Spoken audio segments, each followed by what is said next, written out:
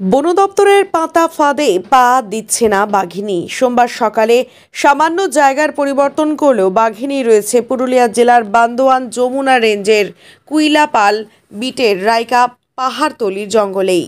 রবিবার রাতভর বন দপ্তরের বিশেষ tranquilizer team satellite monitoring, thermal image scanning, night vision drone মনিটরের মাধ্যমে বাঘিনীর অবস্থান বুঝে ট্র্যাপ ফেলে খাঁচায় বন্দি করবার বহু চেষ্টা করে। এমনকি ওই বাঘিনীর মুখের স্বাদ পরিবর্তন করতে মহিষ ও ছাগলের পরিবর্তে দুটি শূকরকে টোপ হিসেবে ব্যবহার করা হয়।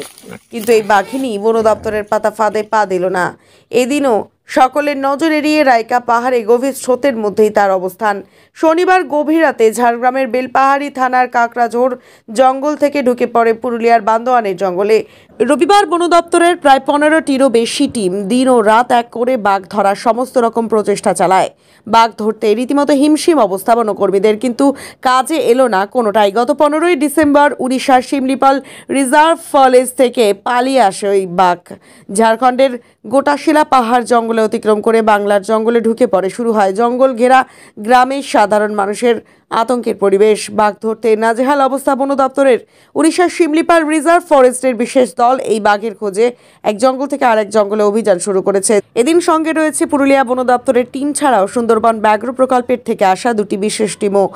বন দপ্তর সূত্রে জানা যায়, উড়িষ্যার শিমলিপাল রিজার্ভ ফরেস্টে আরও 15 সদস্যের একটি বিশেষ টিম আসছে। রবিবার বান্দোয়ানের রাইকা পাহাড় এবং জঙ্গল ঘেরা কেশা, কায়রা, সগেডি, লেদাশাল, চিরুগারু, বারুডি সহ একাধিক গ্রামের মানুষকে মাইকিং করে সতর্ক করা হয়েছে বন দপ্তর ও পুলিশ প্রশাসনের পক্ষ থেকে।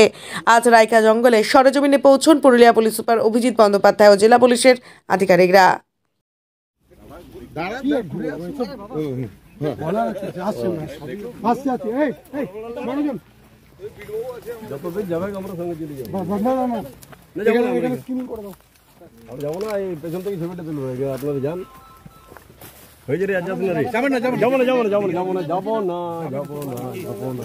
ঠিক আছে, forest is taking care of, forest department is taking care of, যা বলার ওনারা বলবেন।